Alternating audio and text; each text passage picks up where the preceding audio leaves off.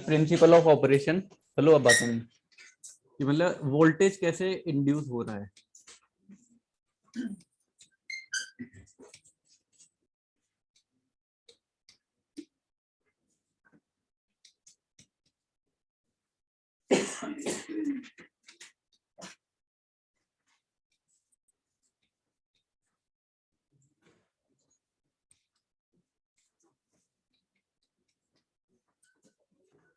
ये सबको पता होगा कि वोल्टेज जो है Faraday's laws of electromagnetic induction से ही होगा, मैग्नेटिक इंडक्शन।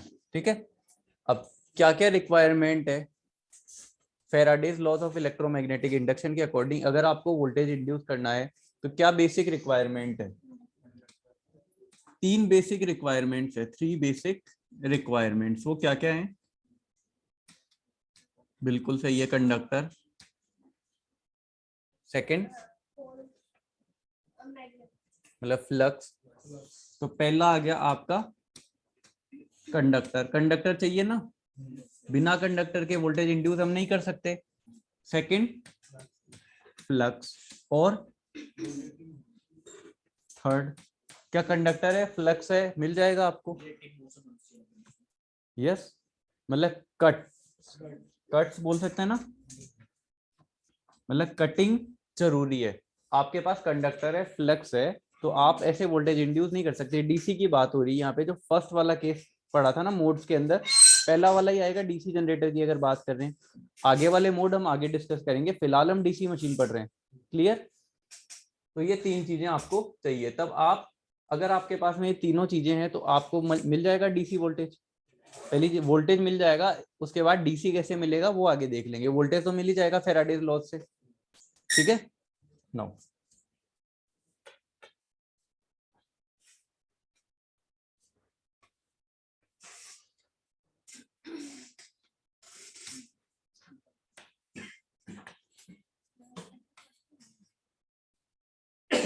इसको ऊपर ही कर देता हूँ मैं ऊपर।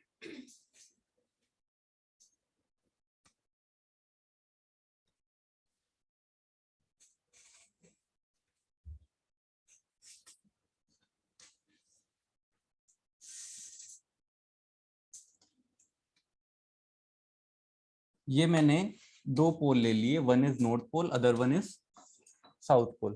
क्लियर है? फ्लक्स फ्लो करेगा, डायरेक्शन क्या होगी? नॉर्थ से साउथ। क्लियर है? नो, अब क्या लेना है दूसरा? एक लेना है आपको कंडक्टर। कंडक्टर आपको लेना है, आप किसी भी शेप का ले सकते हो, कोई प्रॉब्लम नहीं, ना कोई रोक टोक है आपके। जो भी आपको शेप लेनी है वो आप शेप ले सकते हो, कोई प्रॉब्लम नहीं।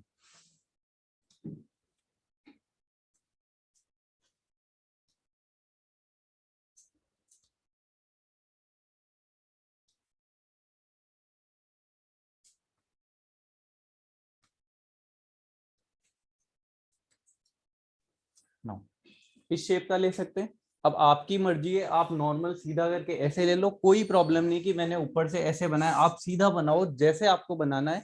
बस एक चीज याद रखो, कोई भी कंडक्टर है उसके अब दो वायर ही निकलेंगे। पहला वायर इधर से इनपुट ले रहे हैं, दूसरा एक ये, दो वायर ले रहे हैं, मतलब एक पूरी कॉइल काम में ली हमने, इस शेप में बना दी। ठीक है, जो मर्जी है शेप आप जो लेना चाहो, बस ये सेम कंडक्टर है। कंडक्टर तो पूरा एक ही है ना। एक टर्न बना ली, टर्न क्या है वो सारे आगे देख लेंगे, बस एक चीज अभी ध्यान रखो, कंडक्टर है ये। ले सकते हो किसी भी शेप का। नाउ अब आपके पास में कंडक्टर आ गया, अब आपके पास में फ्लक्स है, क्या वोल्टेज इंड्यूस हो जाएगा? नहीं होगा। क्या चाहिए? कटिंग चाहिए। तो कटिंग कैसे आएगी? जैसे मान लो इन पॉइंट्स का मैं नाम दे लेता हूं, इसको मैं बोलता हूं A point, B point, C point and D point. Clear है? A B C D. Now अब मेरे को रोटेशन कराना पड़ेगा। किसको रोटेट कराएं? कंडक्टर। रोटर को रोटेट कराते हैं। तो डीसी मशीन में भी देखा था, मान लो कि अगर इसको मैं रोटर पे पुट करूंगा, रोटर को घुमाऊंगा तो ये भी घूमेगा। डायरेक्शन जो मर्जी है रख सकते हो, कोई प्रॉब्लम नहीं। यहां मैं ले रहा हूं क्लॉकवाइज डायरेक्शन। अब आपको ऐसे एरो मिलेगा, इसका मीनिंग है क्लॉकवाइज डायरेक्शन है। क्लॉकवाइज इसमें कैसे होगी? मशीन को आपको एक बार 3D में भी इमेजिन करना पड़ेगा, एक बार इधर भी देखना है, ठीक है। मशीन ये ऐसे, इसका मीनिंग क्या है एक्चुअल, आपने अभी तक तो ऐसे देखा था ना शेप, ये ऐसे ही देखी थी मशीन, वो ये वाला पार्ट है बैक साइड, ठीक है। ये वाला जो पार्ट आया ये आ गया इसका। अब यहां से एक कॉइल, जैसे एक इस पॉइंट पे एक इस पॉइंट पे, ये दोनों पॉइंट्स है, ये जो दोनों पॉइंट्स है वो यहाँ है। अब कंडक्टर जो है वो इधर है, ठीक है। तो शेप मैंने ली है वो ये वाली ली है। आप अभी तक ये देख रहे थे, मैंने कंडक्टर तो आप ऐसे ही पुट करते हो ना मशीन में, जब आप ऐसे देखोगे कोई भी मशीन है, जैसे ओपन करोगे, जैसे पंखा घूमता रहता है ना इधर, आपके पानी की मोटर जो बेसिक, उसको ओपन करोगे तो कंडक्टर ऐसे ही जाएंगे, जैसे ये शेप जा रही है, ऐसा ही होगा। तो ये वाली मैंने शेप ली है। तो अभी ये साइड व्यू है, क्लियर है या नहीं है, ये फ्रंट व्यू ये वाला नहीं है, ये साइड व्यू है, ये तो क्लियर है ना।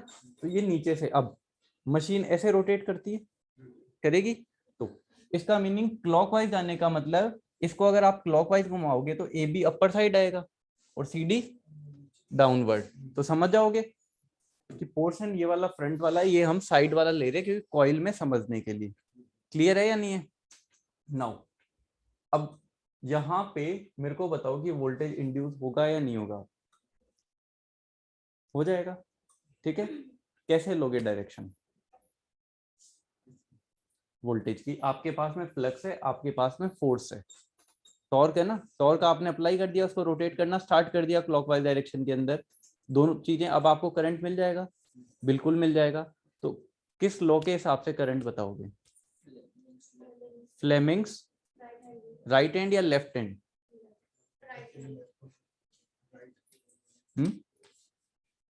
क्या दोनों आते हैं या एक ही आता है। तो इसमें कौन सा काम में लिया जाएगा। अगर इंड्यूस्ड वोल्टेज निकालना है, इंड्यूस्ड वोल्टेज मतलब जनरेटर की बात हो रही है, तो राइट हैंड रूल काम में लिया जाएगा। राइट हैंड रूल क्या होता है, फ्लेमिंग्स का राइट हैंड रूल क्या बोलता है। ये तीन चीजें हैं, थंब है, फोर फिंगर है, मिडिल फिंगर है, ठीक है। अब कौन किसको रिप्रेजेंट करता है, सबसे पहले थंब। इसको आप ऐसे याद रख सकते हो, एफ बी आई, ये मैंने याद रख रखा था। एफ बी आई मतलब F B I, F B I, ठीक है। मतलब सबसे ऊपर यही आता है एफ बी आई। एफ यानी फोर्स, बी हम फ्लक्स के लिए लेते होंगे काम में, देखा है कहीं। आई यानी करंट या इंड्यूस्ड वोल्टेज, ठीक है। तो थंब किसको रिप्रेजेंट करेगा, फोर्स को, और टॉर्क कर सकता है, या इसको रोटेशन भी बोल सकते हैं। सारे एक ही नाम है ना, कुछ भी बोल लो आप, कोई दिक्कत नहीं ना। दूसरा क्या आया, four finger.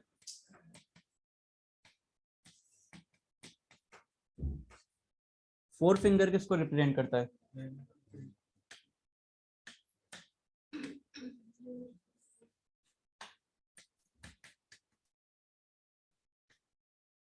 Four finger flux,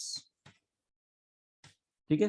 flux का बी ऐसे है क्योंकि बी से याद रहता है ना, फ्लक्स बी से डिनोट करते थे पहले, कभी किया होगा ना, तो फ्लक्स हो गया। और एक आता है मिडिल फिंगर।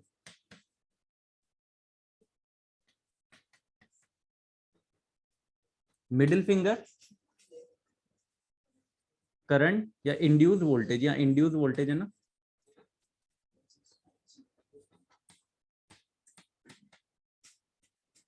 यानी कि करंट। डायरेक्शन तो करंट की आएगी, वोल्टेज इंड्यूस होगा डेफिनेटली, लेकिन डायरेक्शन तो करंट की डिफाइन होती है ना। करंट एक साइड से दूसरे साइड पे मूव करता है, ठीक है। अब ये क्लियर है, याद हो गया। ये किसको रिप्रेजेंट करेगा, थंब फोर्स को, ये फ्लक्स को, ये करंट को, ठीक है। नाउ अब इसके अंदर बताओ कि मेरे को करंट कैसे फ्लो करेगी इस कॉइल में। एक कॉइल मैंने ये ले रखी है, क्लॉकवाइज डायरेक्शन में रोटेट कर रहा है, लगा सकते हो।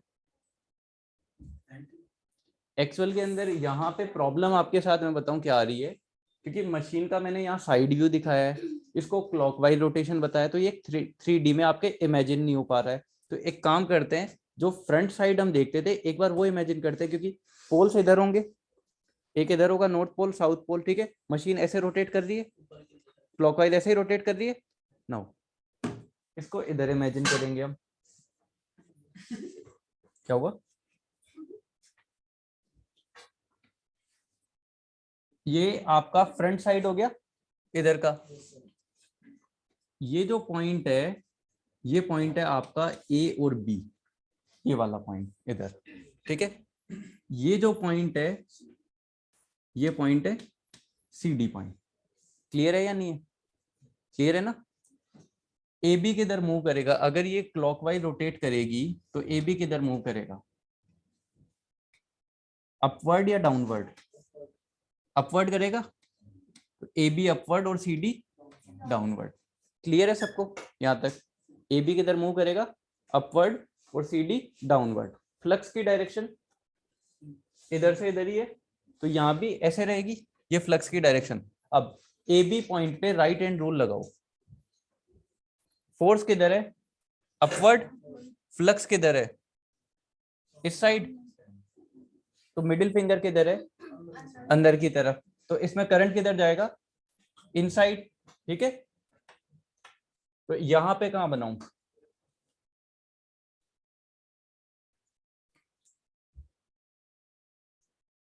क्या हुआ, यहाँ नहीं समझ में आ रहा भाई। ये ए बी है, अगर इसमें अंदर की तरफ करंट जा रही है, इसका मीनिंग यहां से घुसेगी इधर ही जाएगी ना, तो ऐसे लगा सकते हैं क्या एरो, बोलो तुम्हारे समझ में आया या नहीं, नहीं आया? यहाँ पे राइट हैंड रूल लगाओ,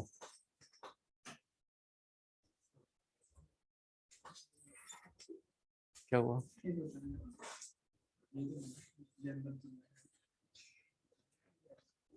इधर क्या है, ए बी ऊपर की तरफ जा रहा है, ठीक है। तो ये हम किसको रिप्रेजेंट करेगा, आपका फोर्स को। उस पे बनाओ यार एक बार तुम, मतलब कॉपी पे नॉर्मल पीछे बना लो, पीछे ये एक बार गोल बना लो।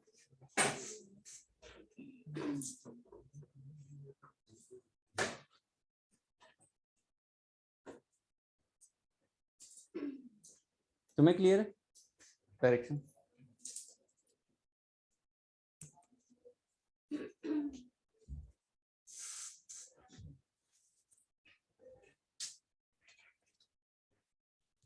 देखो ये ए बी है, ठीक है। अब ऊपर की तरफ जा रहा है, ये ऊपर की तरफ जा रहा है, इसका मतलब फोर्स किधर है, अंगूठे से दिखाओगे, ये अंगूठा मैंने इधर रख दिया। फ्लक्स किधर जाता है, इधर से इधर, तो ये फ्लक्स को दिखा रहा है ऐसे। तीसरी अंगुली अंदर की तरफ जा रही है, तो करंट जो है ए बी के अंदर जाएगा। क्लियर है, लगा सकते हैं? Yes sir. ये डिफाइन हो गया, यहाँ पे करंट इनसाइड आएगी। नाउ अब सी डी पे लगाओ right hand rule, C D नीचे की तरफ जा रहा है, इस पे लगाओ।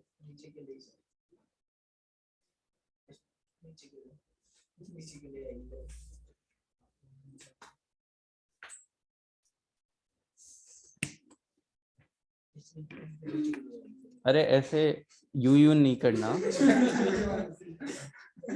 नॉर्मल, ये बस यही शेप रखनी है, मतलब उंगलियों को ऐसे आगे पीछे मत करो।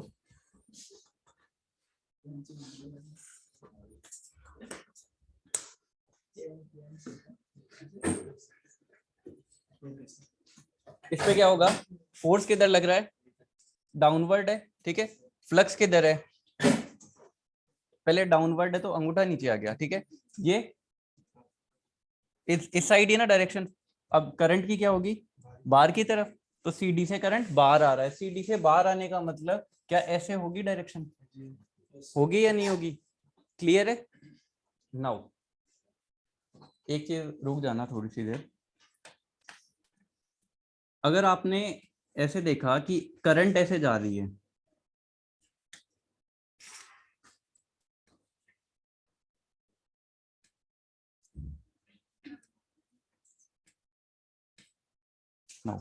ये एक एरो है, करंट अगर ऐसे जा रही है, आप इस जगह पे हो तो आपको क्रॉस दिखता है या डॉट? जैसे आप यहाँ पे खड़े हो इस पॉइंट पे, इस पॉइंट पे इसको देखते हो तो आपको क्रॉस दिखता है या डॉट? अगर करंट आपसे आउटवर्ड जा रही है, मान लो एक एरो है, तो वो डॉट दिखता है या क्रॉस दिखेगा ना पीछे से?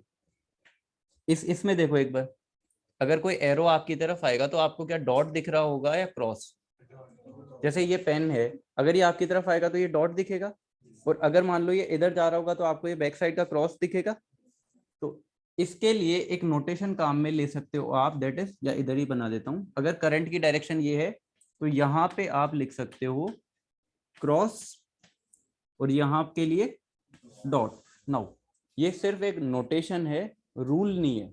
अगर आपकी इच्छा है कि नहीं मैं इसको डॉट लूंगा, इसको क्रॉस लूंगा, कोई प्रॉब्लम नहीं, ले सकते हो। और बुक्स में भी मिलेगा आपको, अगर आप 4 तरीके की बुक उठाओगे तो कोई इसको क्रॉस ले रखा है, किसी ने इसको डॉट ले रखा है। उसका रीजन ये होता है क्योंकि बुक जब पेटेंट होती है तो सिर्फ 20% तक ही आप किसी दूसरी बुक का कॉपी कर सकते हो।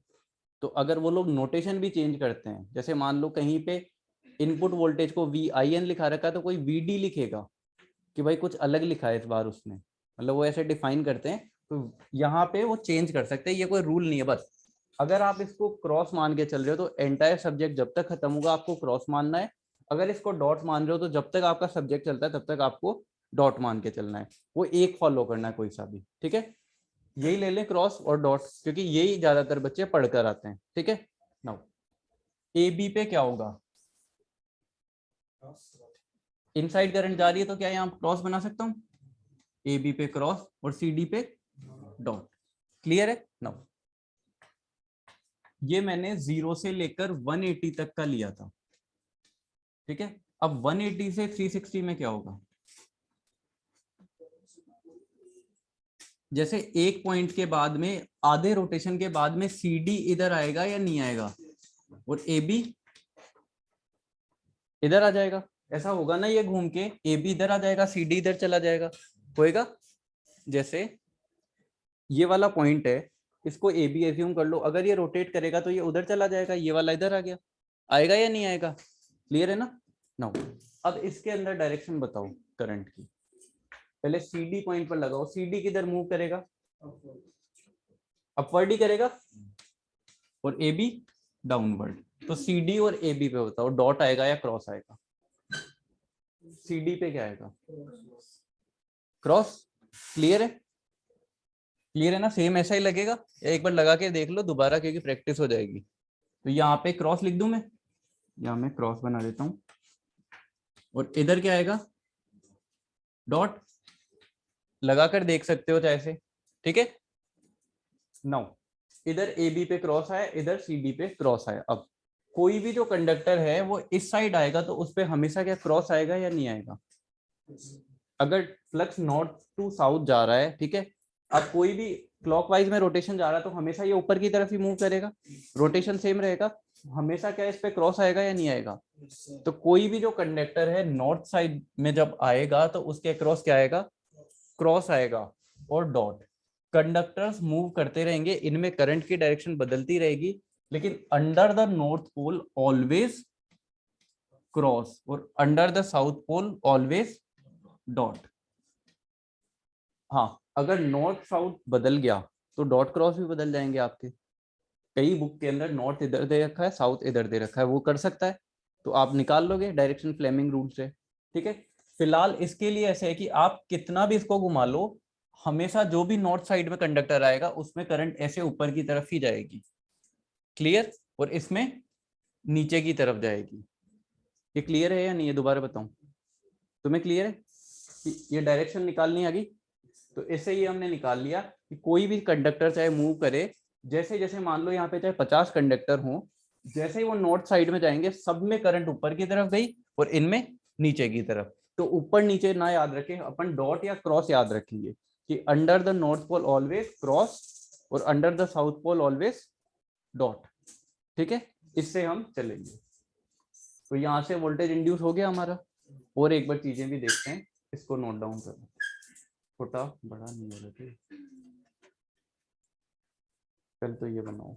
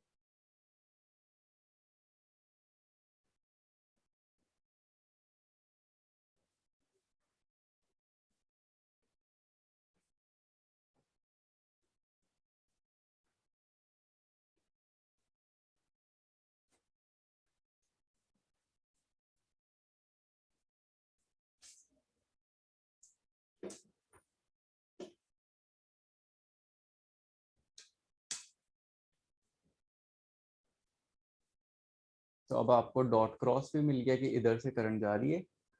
अब आपके इलेक्ट्रिसिटी आ गई, यूज कर सकते हो। घर पे भी आप एक्सपेरिमेंट भी कर सकते हो। 2 पोल ले लेना, इसको रोटेट कराना, इलेक्ट्रिसिटी जनरेट होगी। हाँ, अमाउंट कम हो सकता है क्योंकि जो मैग्नीट्यूड है वो किसके प्रोपोर्शनल होता है, N D five by D t के। जितना आप तेज घुमाओगे d five by D t create करोगे उतना ज्यादा वोल्टेज मिलेगा। और दूसरा नंबर ऑफ कंडक्टर्स।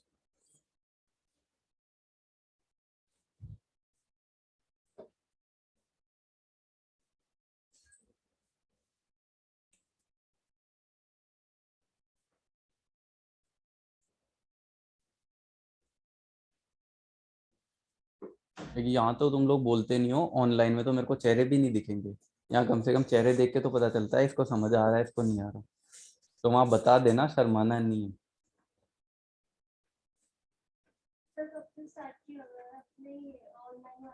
आज से स्टार्ट होगा। हाँ,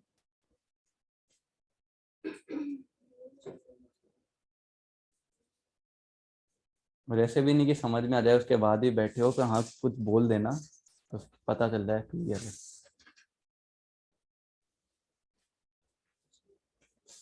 और बेइज्जती बेइज्जती से मत डरा करो। बेइज्जती कुछ नहीं होती, किसी को कुछ नहीं आता।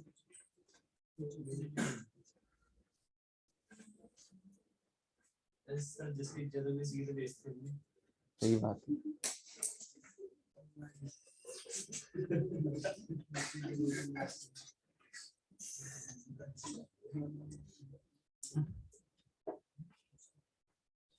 पंद्रह साल से 25 साल वालों की वही समझते हैं अपनी सबसे ज्यादा इज्जत है।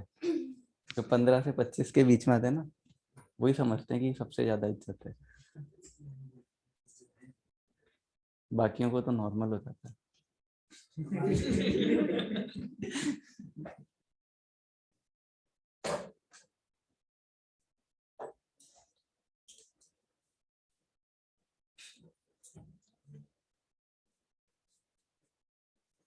क्योंकि इंसान का थोड़ा नेचर क्या, कॉपी करने का आता है, बंदर की प्रवृत्ति है ना। तो मतलब जब छोटा बच्चा 15 साल से निकलता है, वो दूसरों को देख रहा होता है, ये ऐसे कर रहा है, मेरे को भी ऐसे करूंगा इज्जत मिलेगी, ये करूंगा, तो वो वैसे ही बस करता रहता है।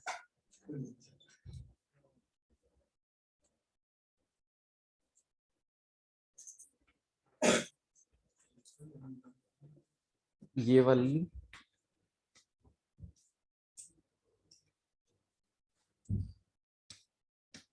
ये 180 से 360।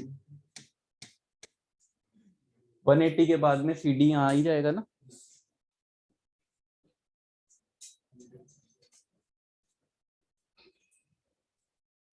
बस डायरेक्शंस समझ के चलनी है, उल्टी दे देगा तो भी आप निकाल लोगे।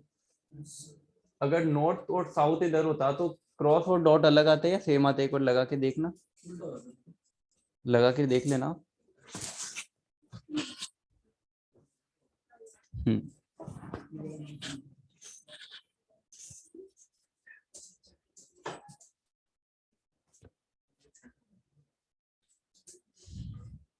ये सिर्फ नोटेशन है, ये जो दोनों है ना, नोटेशन है।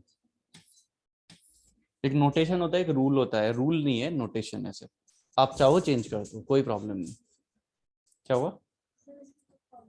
Faraday's laws of electromagnetic induction. अब ये कट्स जो है, इसमें किसकी हेल्प लगेगी? कैसे रोटेट करा रहे हैं हम, किसकी हेल्प से कराओगे? Prime mover. तो इसके ब्रैकेट में लिख लेना प्राइम मूवर। प्राइम मूवर से घुमाओगे ना।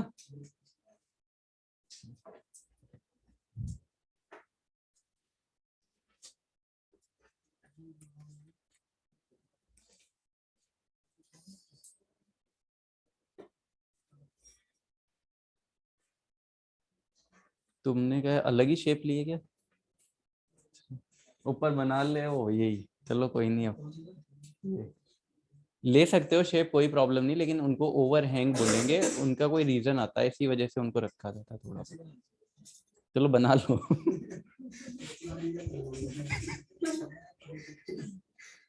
इसने सीधा बनाया, उसने ऐसे बनाया।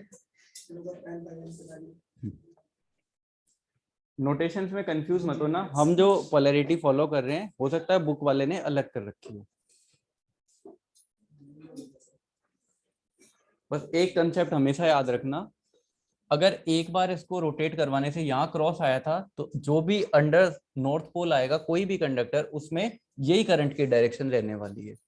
ठीक है, क्लियर है ना? जैसे मान लो कि इस साइड नॉर्थ है तो ये दो कंडक्टर है, एक ये वाला एक ये वाला, अगर इधर है तो करंट की डायरेक्शन इसमें इनसाइड जाएगी, इसमें आउटसाइड आएगी। क्लियर है? अब अगर ये ऐसे हो जाएगा तो इसमें इनसाइड जाएगी, इधर से आउटसाइड आएगी, ये फिक्स रहेगा। हाँ, अगर मान लो ए बी के अंदर पहले क्रॉस था, अब ए बी के अंदर क्या है? डॉट है। मतलब ए बी जब इधर आ जाता है तब उसमें उल्टी रिवर्स डायरेक्शन दी जाती है, तो ए बी में करंट रिवर्स हो रही है।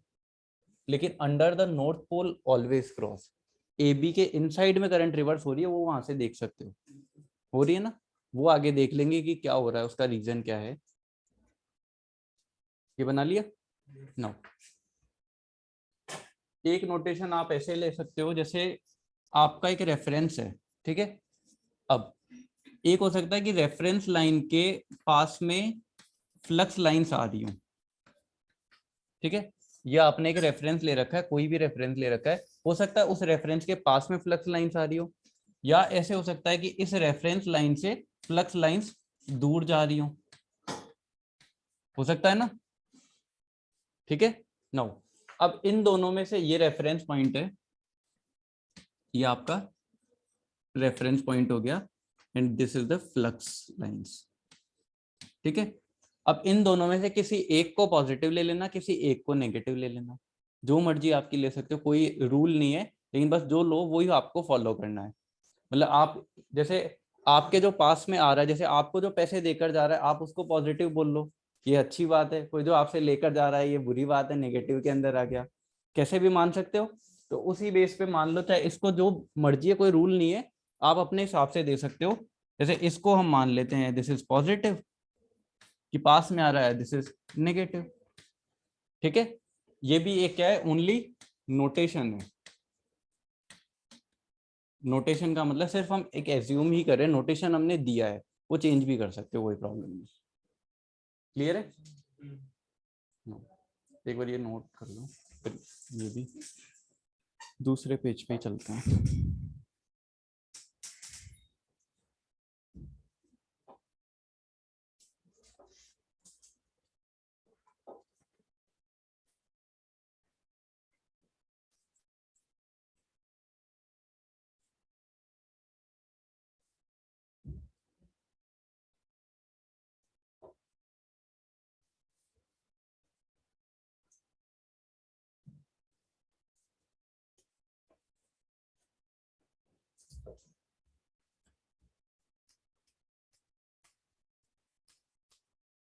ये पता है ना, flux lines coming towards, statement आ जाए ना तो इसके चाहे ब्रैकेट में लिख लेना, flux lines coming towards, flux lines coming towards, और ये फ्लक्स लाइंस गोइंग अवे, यानी दूर जा रही है। Flux lines going away, away from reference. ठीक है, हो गया? बन गया क्या तुम्हारा? बना लो, बना। कमिंग टुवर्ड्स यानी पास आना, गोइंग अवे यानी दूर जाना। ठीक है,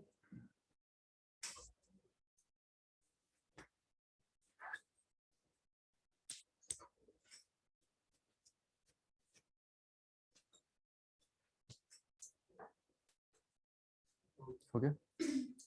नाउ ई का क्या फॉर्मूला होता है? E N D five by D T, यही होता है। एक फील्ड थ्योरी से एक और चीज आपने कभी सुनी है क्या? B L V sine theta, ये कहां से आया? फील्ड थ्योरी से आया। फील्ड थ्योरी से वोल्टेज का ये फॉर्मूला हमने निकाला है। नाउ अब वोल्टेज का देखते हैं कि कैसे क्या इंड्यूस होती है।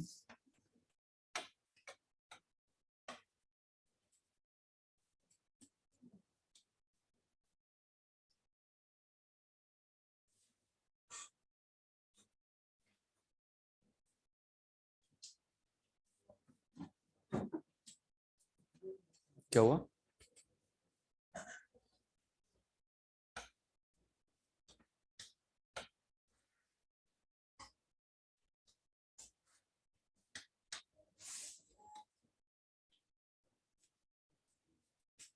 स्टार मार्क करके ये तो बनाना स्टार्ट तो करो।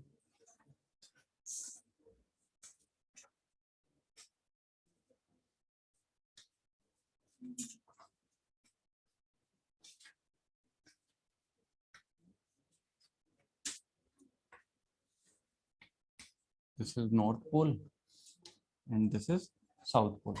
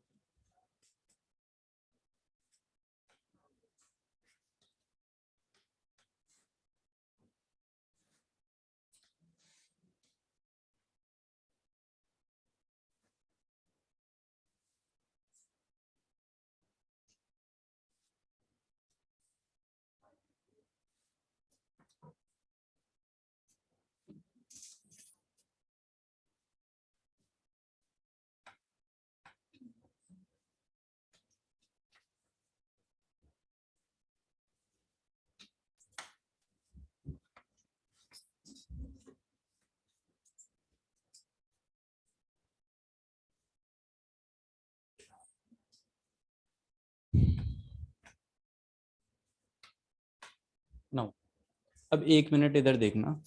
जैसे मान लो ये कंडक्टर है, ठीक है, ये रोटेट करेगा नॉर्थ पोल और साउथ पोल। इनकी डायरेक्शन तो ये पता ही होगी आपको, नॉर्थ से साउथ, ठीक है।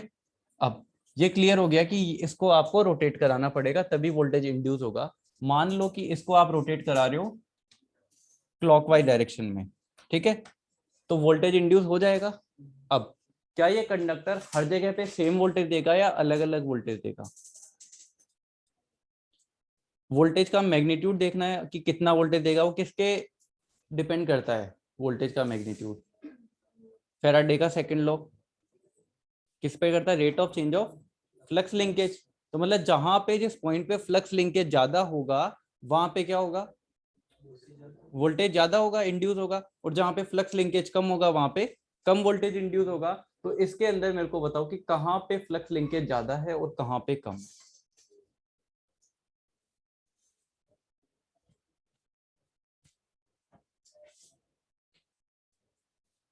हम्म, मैं कुछ पॉइंट बना देता हूं। एक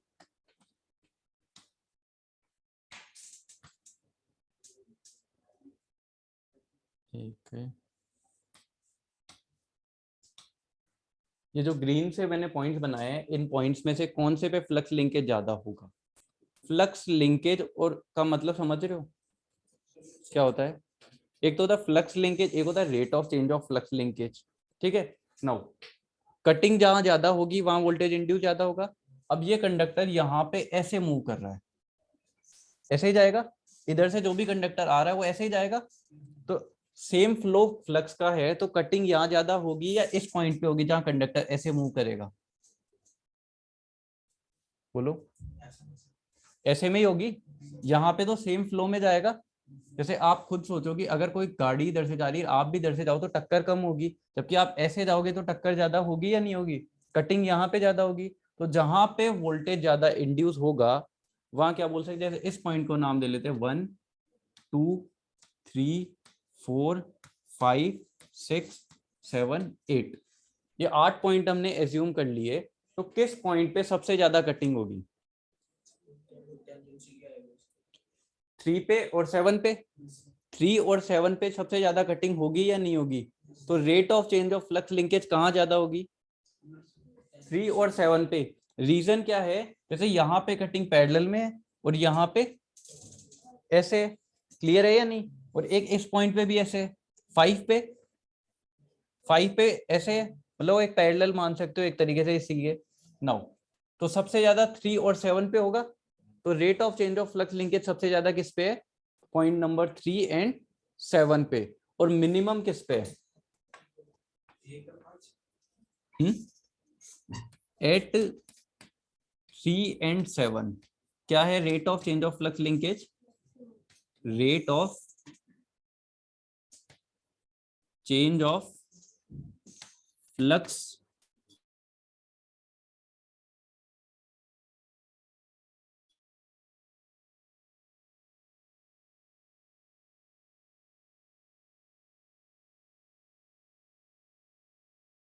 लिंकेज कम कहाँ है? 1 और 5 पे कम है। ये हमारा खुद की जो थ्योरी हमने पढ़ी थी उससे निकाल लिया। अब आ जाते हैं फील्ड थ्योरी वाले पे, थीटा वाली टर्म पे। नाउ मेरे को ये बताओ कि यहाँ पे एंगल कितने कितने एज्यूम करेंगे? फ्लक्स लाइन और कंडक्टर का जो मूवमेंट है उन दोनों के बीच में जो एंगल है वही थीटा है। तो कितना एंगल है यहाँ पे? 0 है। ये इधर जा रहा है, ये भी इधर ही जा रहा है, 0 है या नहीं है? तो इसको क्या बोल सकते हैं? 0 डिग्री बोल सकते हो। नाउ यहाँ पे 90 डिग्री है ना, बोल सकते हो या नहीं बोल सकते? ये इधर जा रहा है, कंडक्टर आपका नीचे जाएगा, बोलो ये ऐसे ही तो जाएगा, तो 90 डिग्री हुआ।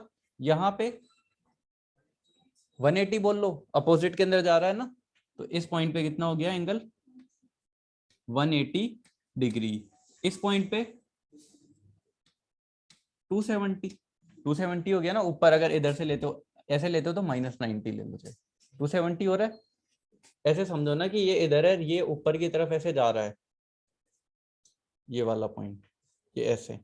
तो यहां से लेकर यहां तक का जो एंगल होगा दैट इज 270।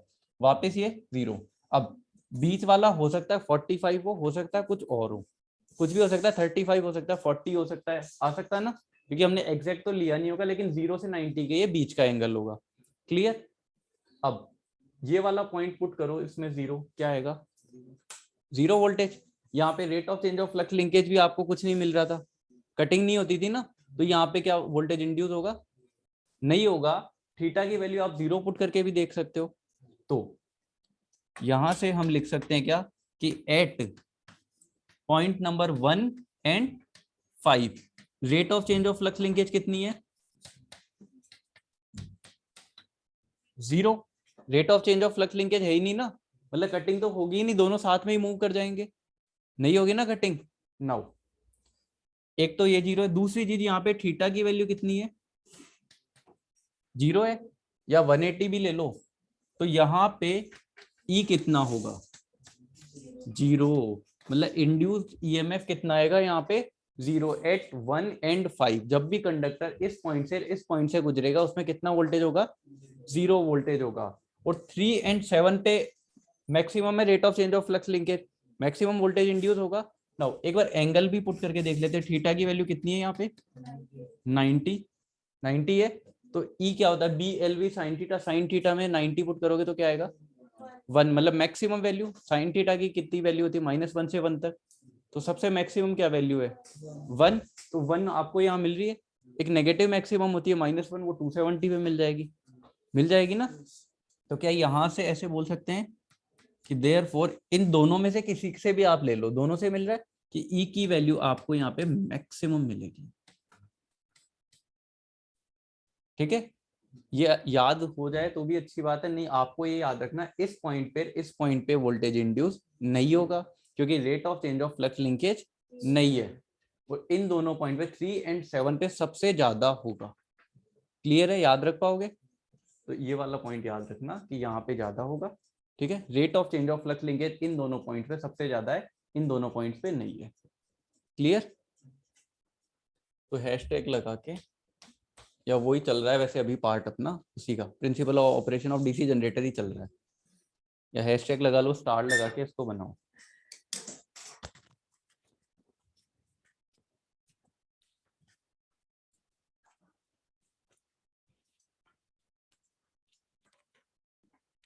मैं आता हूँ।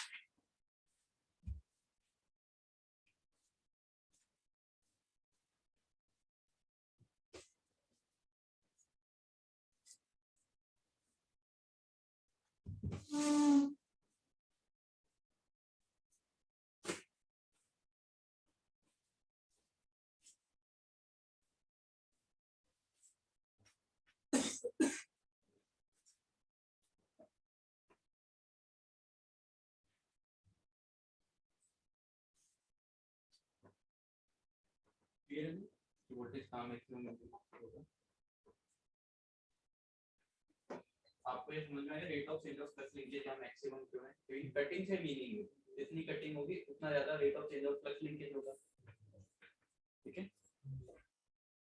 ये भी याद नहीं रहे तो बस ये जरूर याद रख लेना कि इन दोनों पॉइंट पे जहाँ पे पोल आता है ना, उसी पॉइंट पे एंगल यहाँ पे क्या आएगा, मैक्सिमम वोल्टेज इंड्यूस। लगभग जीरो ही होगा, होगा ही नहीं। एसी के अंदर आप देखते हो ना कि वो दो पॉइंट आते हैं आपको छोड़ने के हर एक साइकिल में, वो ये दो ही रहते हैं जहाँ वोल्टेज जीरो इंड्यूस हो जाता है। एंगल यहाँ बढ़ता जाएगा, बढ़ता जाएगा तो इसकी वैल्यू बढ़ती है, तभी वो साइनसॉइड है। समझ में आ गया या डाउट है? ठीक है, अब 3 और 7 पे rate of change of flux linkage क्या है, मैक्सिमम। लेकिन जब आप कई बार बुक ओपन करोगे तो आपको ये मिलेगा कि 3 और 7 पे जो है वो फ्लक्स लिंकेज जो है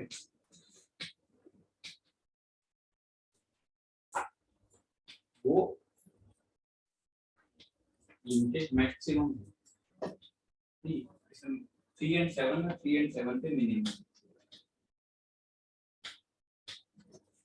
ये कैसे, अगर आपके पास में कोई बुक है तो आप उसको ओपन करोगे तो आपको ये मिल जाएगा कि 3 एंड 7 पे जो फ्लक्स लिंकेज है वो मिनिमम है। तो या तो वो गलत बोल रहा है या हम गलत पढ़ा रहे हैं।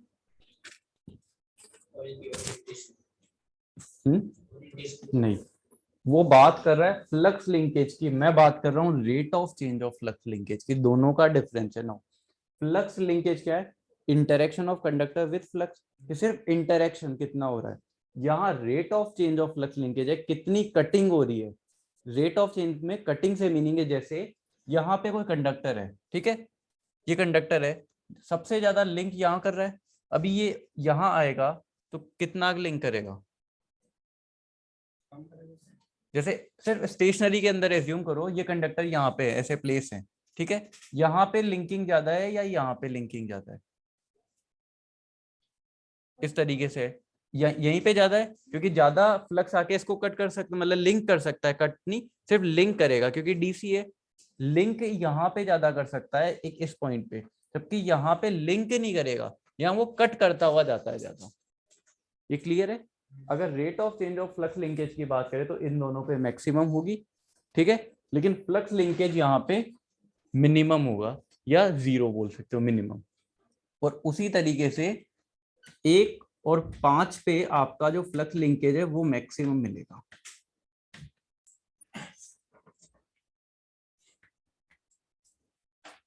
ध्यान ये रख लेना, इसका उल्टा होगा, रेट ऑफ चेंज की बात हो रही है, ठीक है। तो इससे एक चीज ये भी डिफाइन हो जाती है कि हमें जो वोल्टेज मिलता है वो फ्लक्स लिंकेज से नहीं मिलता, rate of change of flux linkage से मिलता है।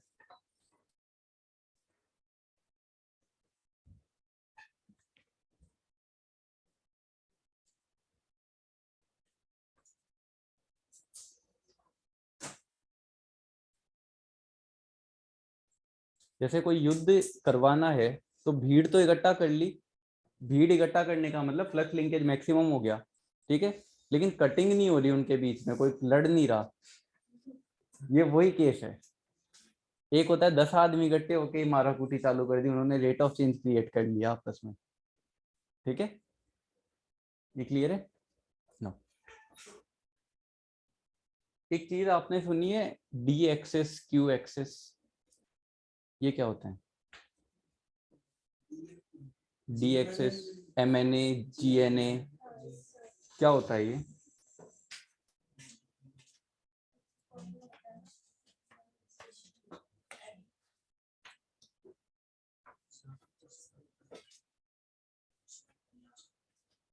No,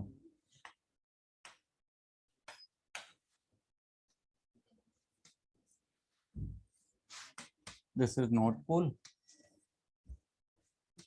and this is south pole, ठीक है। अब जीएनए की बात करें तो जीएनए हमेशा याद रखना, जो भी मशीन है आपके पास में उसका सेंटर होगा। अरे बातें नहीं, यही है मशीन का सेंटर, सेंटर है, इसको बोलते हैं geometrical, sorry, GNA geometrical neutral axis, GNA geometrical neutral axis. हमेशा ये याद रखना, जो भी आपको मशीन दी गई है उसका सेंटर कर लेना, दैट इज जीएनए। चाहे मशीन कैसे ही प्लेस हो, आपको सीधा सेंटर देखना है बस, ठीक है, एक लाइन लेनी है बीच के अंदर ड्रॉ कर देनी है, उसके अलावा कुछ नहीं करना, दैट इज जीएनए। क्लियर है? जीएनए क्लियर हो गया ना? ज्योमेट्रिकल न्यूट्रल एक्सिस है, ये मशीन के मिड से डिसाइड हो जाएगा, बना सकते हो जीएनए पूछेगा तो। नाउ अब आता है क्यू एक्सिस या एमएनए। क्यू एक्सिस होता है क्वाड्रेचर एक्सिस। क्वाड्रेचर का मीनिंग क्या होता है? मतलब 90 डिग्री, 90 डिग्री। तो फ्लक्स लाइंस इसमें कैसे फ्लो करती हैं? ऐसे, ऐसे ही करती है ना, नॉर्थ से साउथ। नाउ क्वाड्रेचर एक्सिस का मतलब होता है एक ऐसी एक्सिस जो फ्लक्स लाइन से 90 डिग्री का एंगल बना रही हो। बोल सकते हैं फ्लक्स लाइन से क्या बना रही हो? 90 डिग्री का। फ्लक्स लाइन से ऐसे है तो 90 डिग्री का ऐसे बनेगा, तो यहाँ पे जो क्यू एक्सिस होगी वो इसी जीएनए के ऊपर होगी, इसी के ऊपर होगी। क्यू एक्सिस और जीएनए अलग अलग है, क्यू एक्सिस और जीएनए क्या है? अलग अलग है। तो यहाँ पे क्या आ जाएगी? Q axis. रीजन क्या आ रहा है? क्योंकि हमें फ्लक्स लाइन से 90 डिग्री लेना है, तो ये इसी के ऊपर कोइंसिडेंस आ गया, ठीक है, ये हो गया क्यू एक्सिस। इसी को एक चीज और बोलते हैं, और MNA, magnetic neutral axis. MNA का मतलब होता है मैग्नेटिक न्यूट्रल एक्सिस। तो आपको क्यू एक्सिस और एमएनए बना लोगे, कैसे बनाओगे? ठीक है, तो जैसे इसका नाम हो गया ज्योमेट्रिकल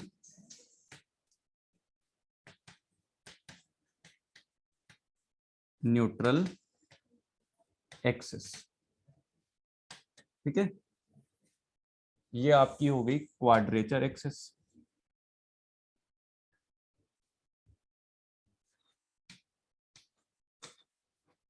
डायरेक्ट क्वेश्चन पूछ लेता है, एमएनए का मतलब होता है मैग्नेटिक, क्या मतलब है इसका?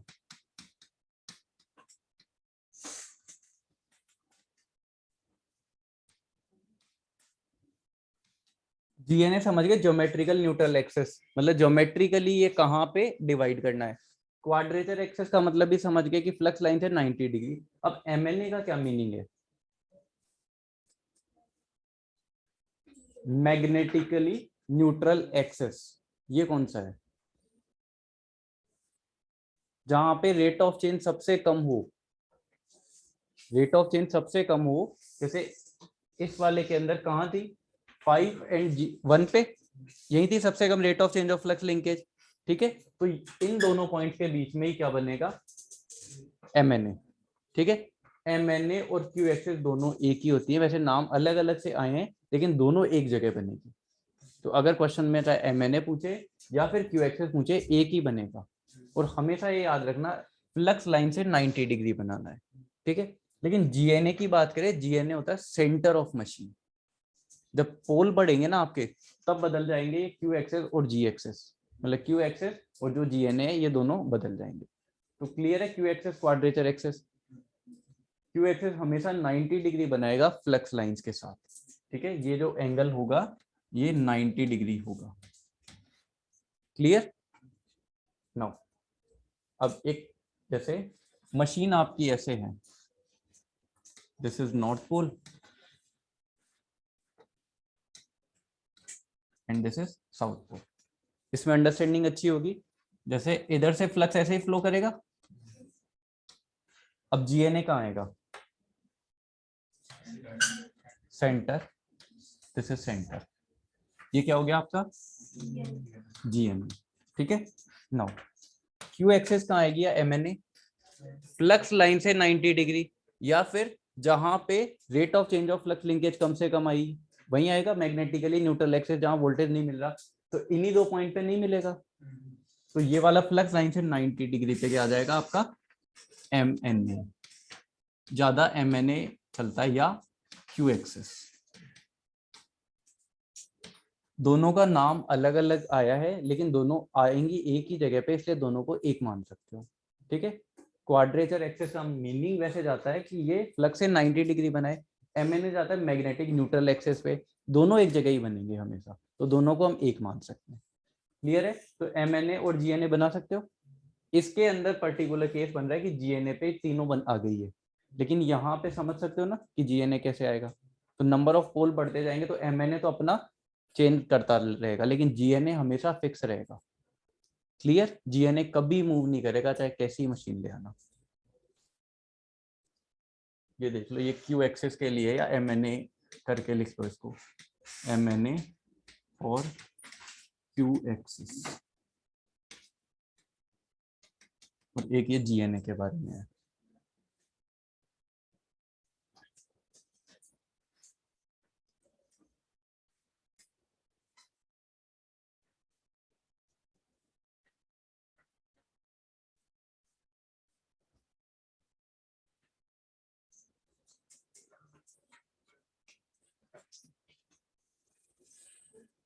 एमएनए के बारे में चाहे लिखना था, क्यू एक्सेस के बारे में तो लिख सकते हो, N axis which makes 90 degree with flux line.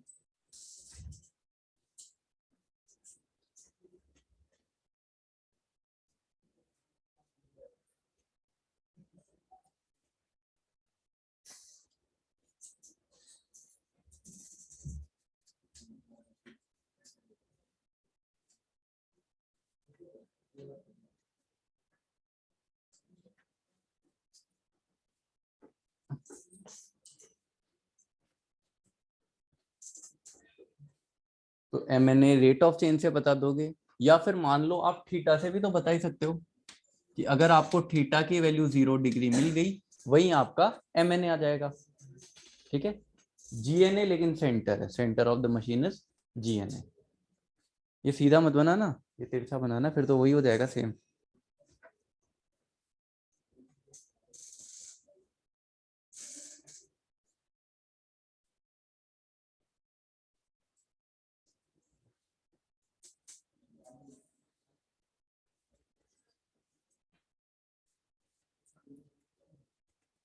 इसको तो चाहे छोटा सा बना लेना समझने के लिए, मेन ये कर लो, या दोनों को चाहे बराबर बना लो।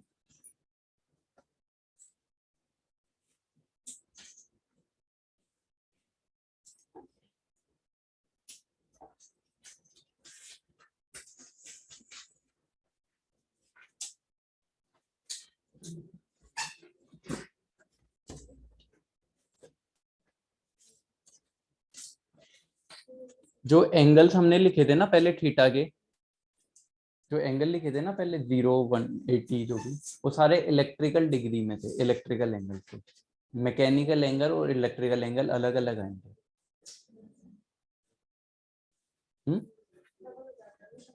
ये डबल नहीं, कई गुना जाता है, पोल्स पे डिपेंड करेगा।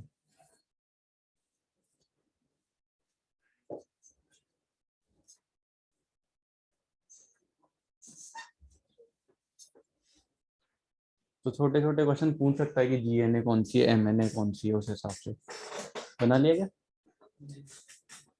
बना लो।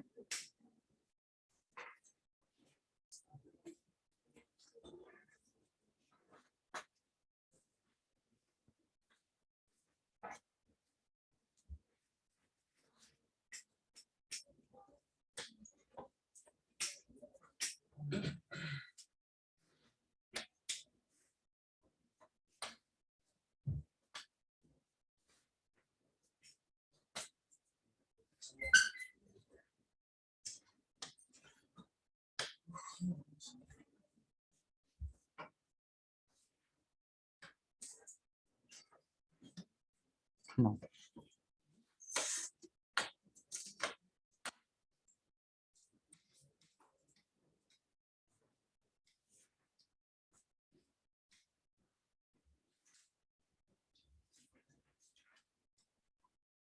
पोल एक्सेस, फील्ड एक्सेस और डी एक्सेस।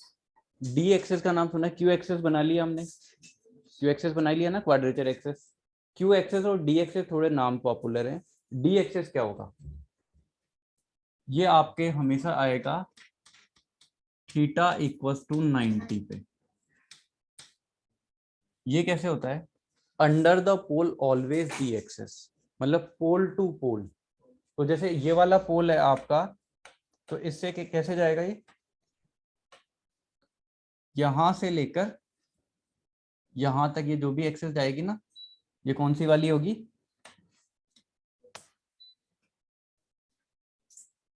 बोल सकते हैं?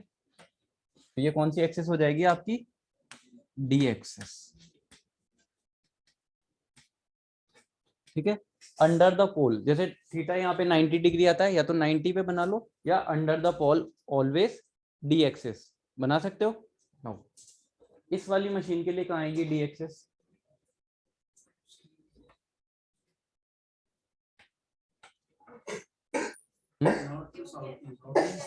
यहां से लेकर ये वाली, एक्चुअल में रुको,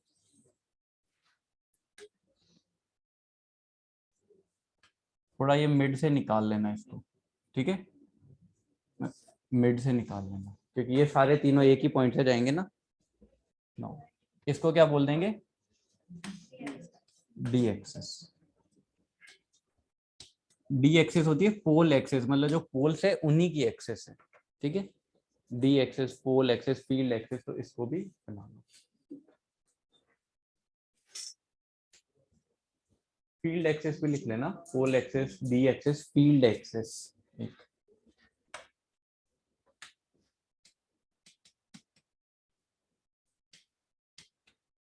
वैसे डिजिटल बोर्ड का ही तो फायदा, कॉपी पेस्ट हो जाता है।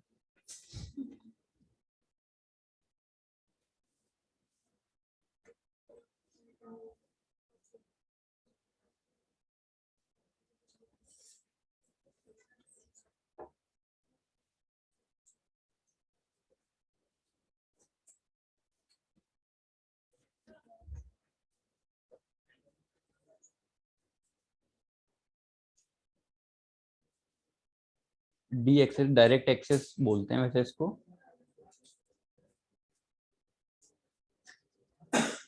वैसे आपको डी एक्सेस ही नाम मिलेगा। थीटा इक्वल टू 90 डिग्री पे या अंडर द पोल, ठीक है, under the pole is always D axis. इसके अंदर भी बना लिया ना।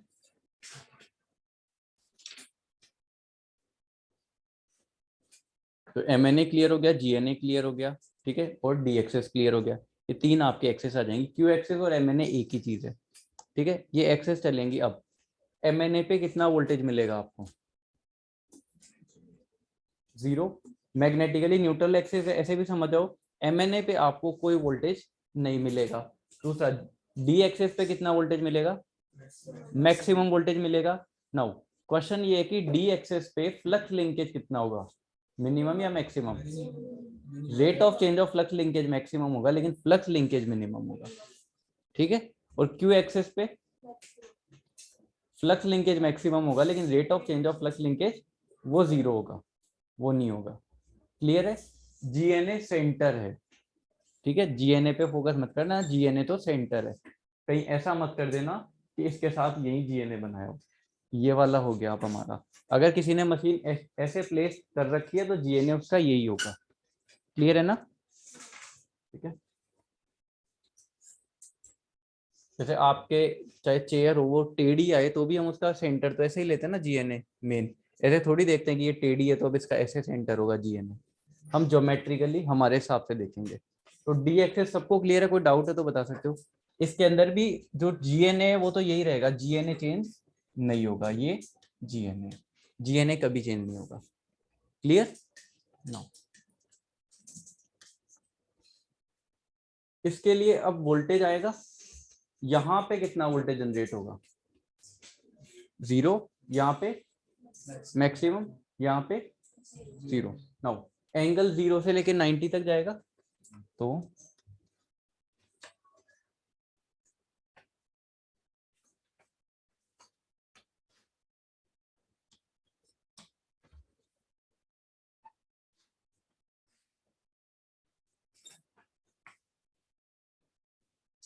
ये 1 पॉइंट ले लेते हैं, 2, 3, 4, 5, 6, 7, 7 तक ही था या आगे भी था? 8, यानी 8 उसी को ले लो, वो आगे वाला जो लास्ट है ना वो 0 है, या 8 ले लो, यहीं तक कर लेते हैं। 8 या 0 कर लो, ठीक है। उसको 8 बोल लो या 0 बोल लो। नाउ अब आप कॉपी में वो वाला डायग्राम ही खोल लेना जिसपे एंगल लिखा होता है।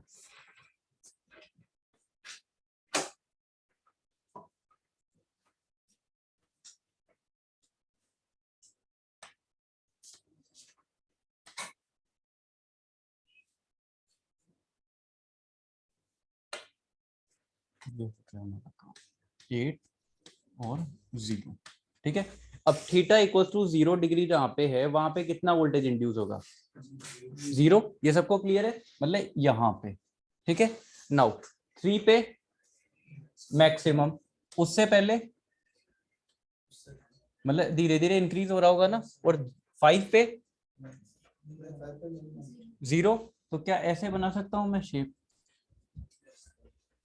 बन सकते हैं। जैसे जैसे आपका एंगल बढ़ता जाएगा, साइनोसॉइडल साइन थीटा है साथ में, तो साइनोसॉइडल की तरह ये वाली वैल्यू ई की बढ़ती रहेगी। ये ई की वोल्टेज है, जो वोल्टेज इंड्यूस हो रहा है हमारा कंडक्टर के अंदर। क्लियर है या नहीं है? जब भी आपका कंडक्टर साउथ पोल से मूव कर रहा है तो उसको हमने ये ले लिया। क्लियर है? नाउ अब 5 से जब आगे जाएगा तो एंगल किस में है? मतलब 90 से ऊपर जा रहा है, तो साइन की वैल्यू 90 से ऊपर जाते क्या आ जाती है? नेगेटिव हो जाती है ना साइन थीटा। तो आगे किधर जाएगा ग्राफ? नेगेटिव में। मैक्सिमम किधर? 5 पे कितना है? 0। और 7 पे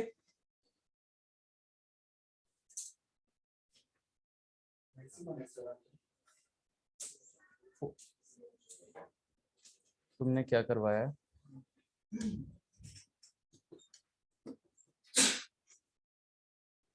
भाई मैं ये बोलना चाह रहा था, उस टाइम हमने काट ही गलत रखे हैं। फ्लक्स ऊपर है ना, जो वहाँ पे 2 जगह पे कट रहा है, वो यूनिटी कहाँ? अब जैसा 5वां वाला है वो सिंगल नहीं है ना, इंडिविजुअल नहीं है। ये क्या है? इंडिविजुअल नहीं, ये भी तो 2 जगह पे कट रहा है। ये 2 जगह पे कट रहा है। हाँ, तो लगा 5 यहाँ पे हो गया, 6 वहाँ पे हो गया। 6 यहाँ पे, 7 यहाँ पे, हाँ तो सही है। तो ये तो 7 पे मैक्सिमम होगा ना, इसके आगे 8 के बाद आएगा 0 भाई, 8 के बाद 0 और एक और आएगा बस।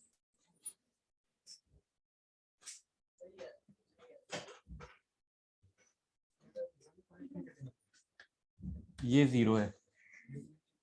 कौन सा पॉइंट? अरे वो फ्लक्स काटने से मीनिंग नहीं है, मैं वो ले रहा हूँ ऐसे ऐसे तो एक चीज बताओ, क्या जब मशीन बनाओगे तो क्या ये 5 ही लाइनें आएंगी क्या फ्लक्स की? एक वेबर में 10 की पावर 12 लाइंस होती है। तो ऐसा नहीं है तुम इनको भी अब काउंट करके चल रहे हो कि ये भी एक अलग से काउंट करेंगे, ऐसे तो बहुत सारे पॉइंट बन जाएंगे। हमने फिक्स पॉइंट लिए 8 पॉइंट, तो 8 के बाद में भी 0 है, मेरे को लगा 7 पे एंड हो गया था हमारा। ठीक है, 9।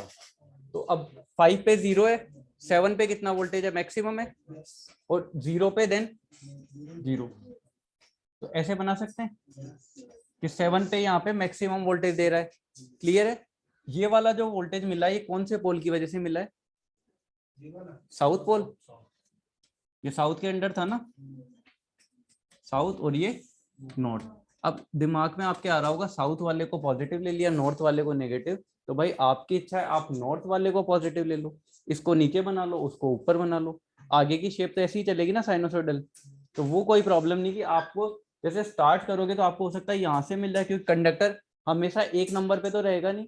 हो सकता है कि आपका स्टार्टिंग में जो कंडक्टर है वो 5वें नंबर पे हो सकता है 7 नंबर से स्टार्ट हो रहा हो, तो वोल्टेज तो जहां से भी आप स्टार्ट करोगे वहीं से हो जाएगा। और पॉजिटिव नेगेटिव होता कुछ नहीं है, वो हमारे ऊपर है। जैसे 2 वायर आते हैं, एक बार ये वाला पॉजिटिव है, ये नेगेटिव, हो सकता है ऐसा कि ये पॉजिटिव आ जाए, ये नेगेटिव आ जाए, तो उसमें कोई वैसे थोड़ी फर्क है कि कुछ वैल्यू ही चेंज हो गई। वो तो लेने पे है कि आप इसको कैसे अप्लाई कर रहे हो, कि आपके लिए नेगेटिव हो रहा है, वैल्यूज तो सेम ही आएंगी ना। तो ये वाली शेप आएगी आपके इंड्यूस वोल्टेज की, जो हमने डिजाइन बनाई है, यही आएगी। क्लियर है? तो ये आपके इंड्यूस वोल्टेज जनरेट होगा। नाउ ये साउथ पोल की वजह से, ये नॉर्थ पोल की वजह से। क्लियर है? ये शेप बना सकते हो, बी कर लो चाहे इसको, या ई कर लो, एक ही बात, कोई प्रॉब्लम नहीं।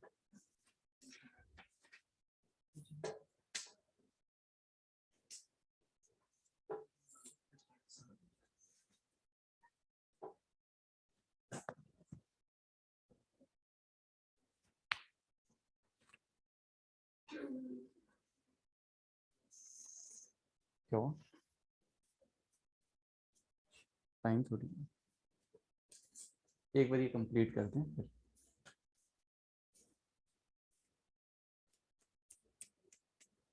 ज्यादा थोड़ी हुआ है, देखना।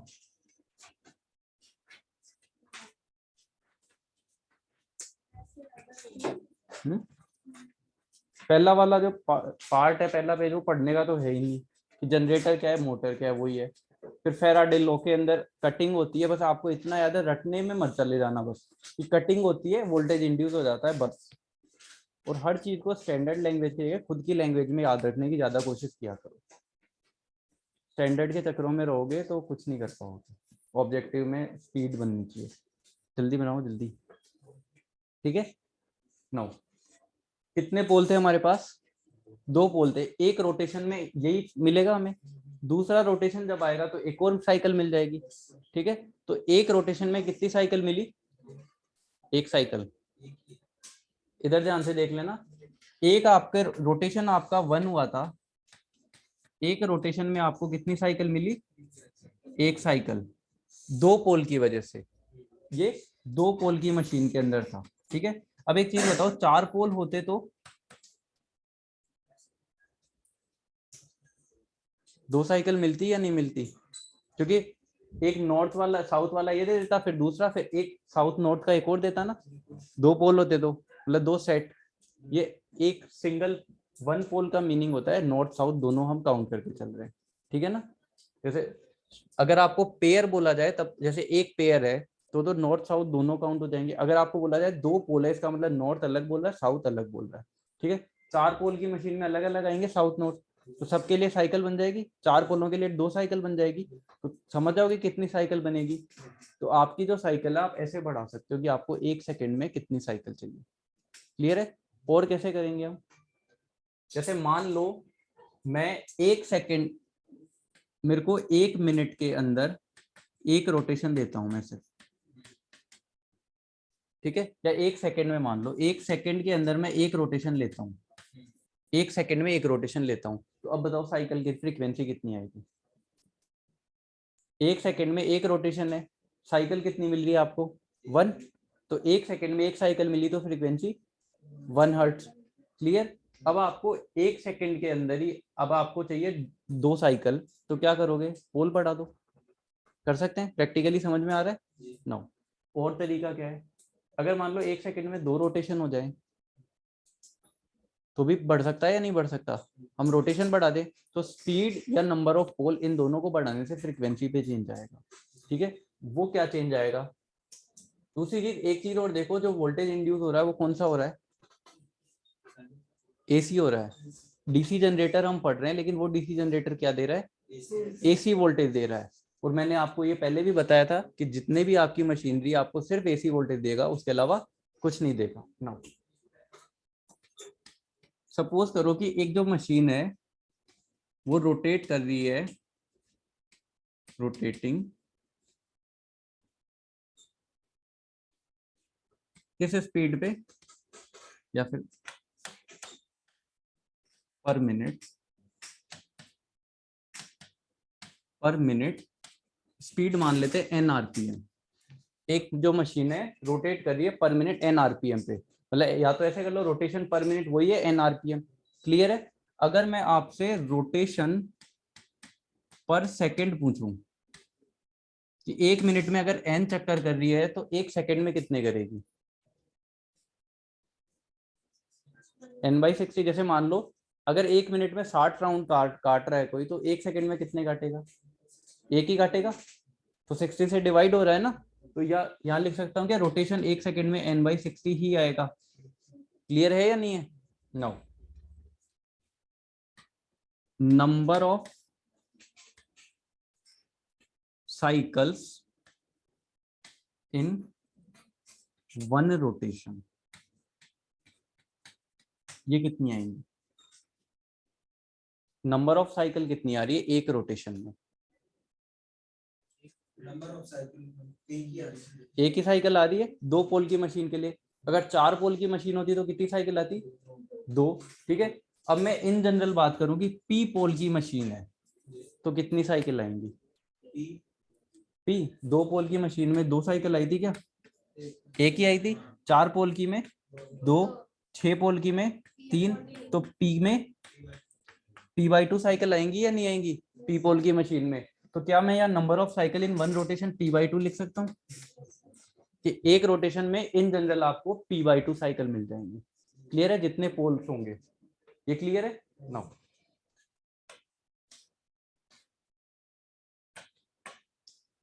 ये क्या है, रोटेशन पर सेकंड। रोटेशन पर सेकंड यानी ऐसे लिख सकते हैं ना, रोटेशन अपॉन सेकंड लिखते हैं ऐसे। ये क्या है, number of cycle in 1 rotation. तो इसको भी ऐसे लिख सकते हैं क्या, नंबर ऑफ साइकिल्स, इन दोनों को मल्टीप्लाई कर रहा हूं अपॉन रोटेशन। 1 रोटेशन की बात कर रहे हैं, लिख सकते हैं या नहीं लिख सकते। साइकिल्स इन 1 रोटेशन ही तो आ रही है, साइकिल पर रोटेशन आ रहा है, तो दोनों को हम मल्टीप्लाई कर रहे हैं और कुछ नहीं कर रहे, n/60 इंटू p/2। क्लियर है? रोटेशन से रोटेशन कैंसिल आउट हो जाएगा, क्या बचेगा, साइकिल पर सेकेंड। क्या होता है साइकिल पर सेकेंड, और ये आ रहा है यहाँ पे pn अपॉन 120 आ रहा है ना। साइकिल पर सेकेंड क्या होता है, फ्रीक्वेंसी। नंबर ऑफ फ्रीक्वेंसी की डेफिनेशन क्या होती है, number of cycles in 1 second. मतलब जितनी भी साइकिल 1 सेकेंड में मिल गई वो आपकी फ्रीक्वेंसी हो जाएगी। जैसे अपने यहाँ पे 50 हर्ट्ज आ रही है, इसका मतलब 1 सेकेंड में कितनी साइकिल आती है, 50 साइकिल आती है। क्लियर है नाउ। तो इसको हम बोलेंगे F equals to PN upon 120। मतलब अगर आप नंबर ऑफ पोल बढ़ाओगे तो भी फ्रीक्वेंसी बढ़ेगी, स्पीड बढ़ाओगे तो भी फ्रीक्वेंसी बढ़ेगी। तो आप इन दोनों को सेलेक्ट करके फ्रीक्वेंसी को डिफाइन करते हैं। हम ऐसे चलते हैं, हम हमारे नंबर ऑफ पोल और स्पीड को देखते हैं। नाउ एक आपको ऐसे, अगर मैं एन में फॉर्मूला लिखूंगा, ये एन स्पीड है, नंबर ऑफ टर्न का नहीं है, पहले ये ध्यान रखना। तो अगर एन 120 एफ इधर आ जाएगा, 120 एफ अपॉन पी, ये बहुत ही पॉपुलर फॉर्मूला है, बहुत काम आएगा मशीन में, ठीक है, ये याद रखना। कैसे आया ये देख लिया, कुछ नहीं किया हमने, साइकिल जो रोटेशन पर सेकंड और साइकिल पर रोटेशन था दोनों को मल्टीप्लाई किया था और ये आपको मिल गया। ना ऐसे क्यों लिखते हैं इसको, जबकि एक्चुअल तो ऐसे लिखना चाहिए ना। हम अप्लाई क्या करते हैं, नंबर ऑफ पोल्स और स्पीड अप्लाई करते हैं, फ्रीक्वेंसी अप्लाई थोड़ी करते हैं, फ्रीक्वेंसी तो मिलती है। लेकिन फॉर्मूला ये देखने का रीजन ये है, पोल्स आप एक बार मशीन में फिक्स कर लाते हो, अब यहाँ पे हम वैल्यू पुट कर देते हैं कि हमारी रिक्वायरमेंट है 50, दैट इज फिक्स, चेंज नहीं होगी। अब स्पीड उस हिसाब से हम जितनी यहाँ निकलेगी ना कैलकुलेट करके, उतनी हम फिक्स दे देंगे उस जनरेटर को। क्लियर है? तो ये स्पीड निकलते हैं, यूनिट क्या हो जाती है, आरपीएम, ठीक है, यूनिट आरपीएम निकल जाएगी। तो इसको एक बार नोट कर लो। तो एक चीज ध्यान रखना, जो आपका वो जनरेटर था वो आपको वोल्टेज देगा, लेकिन वो एसी वोल्टेज देगा, उसकी फ्रीक्वेंसी इतनी होगी, ये भी याद रखना। जो वो वोल्टेज दे रहा है उसकी फ्रीक्वेंसी ये है पी एन अपॉन 120। क्लियर है या नहीं, कोई डाउट है? डायरेक्टली ये याद रख लेना, कोई दिक्कत नहीं, N equal to 120 F upon P.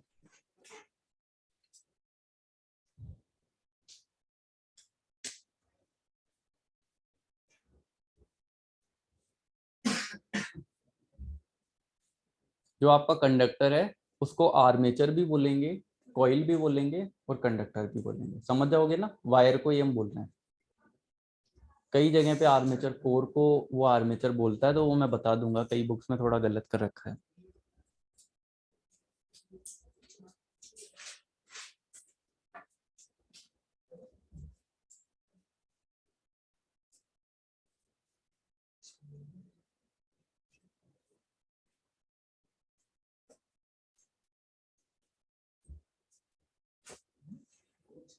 Note लिख लो, बस लास्ट नोट है, फिर छुट्टी है। क्या हुआ?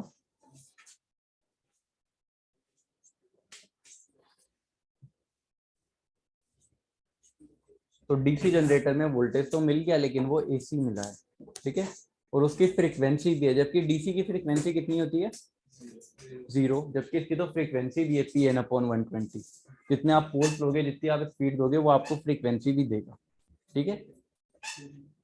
तो इसका नोट करके लिखो, इन ए डीसी जनरेटर, नोट लगा के लिखो, इन ए डीसी जनरेटर, कॉमा लगा के, आर्मेचर,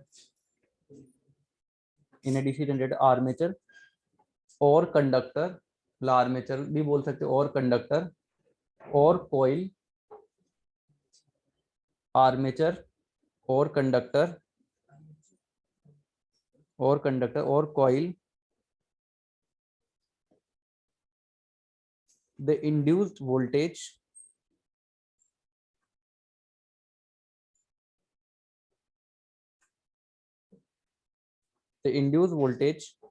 इज बाई डायरेक्शनल है या यूनि डायरेक्शनल है, बाई डायरेक्शनल है ना, इज बाई डायरेक्शनल, ब्रैकेट में AC with a specific frequency, AC with a specific frequency, उसके आगे F equal to P N by 120 लिखना चाहो लिख लो, कि इस फ्रीक्वेंसी का ये वोल्टेज देगा हमें। नाउ अब एक प्रॉब्लम आ रही है, हम डीसी जनरेटर बनाया था, लेकिन हमें वोल्टेज मिल गई AC, अब इसको कन्वर्ट कैसे करोगे? क्या, रेक्टिफायर, इन्वर्टर? अगर हम ऐसे ही चीजें लगाए, पावर इलेक्ट्रॉनिक्स तो बहुत बाद में आई है, तो जबकि ये चीजें तो वही है, बहुत पहले से चल रही हैं, ठीक है। तो इसके अंदर हम एक काम में लेंगे रोटेटिंग स्विच, जिसको कॉम्यूटेटर के नाम से जाना जाएगा। वो कुछ नहीं करेगा, एक मैकेनिकल स्विच टाइप में है, रेक्टिफायर का काम करेगा। रेक्टिफायर क्या करता है, एसी को डीसी में कन्वर्ट करता है, तो वो रेक्टिफायर का ही काम करेगा, आपकी डीसी को एसी में कन्वर्ट कर देगा। वो क्या करेगा, कैसे करेगा, ये हम कल देख लेंगे। ठीक है, रोटेटिंग स्विच एक मैकेनिकल टाइप का स्विच है और कुछ नहीं। ठीक है, तो इसमें कोई डाउट है तो पूछ सकते हो।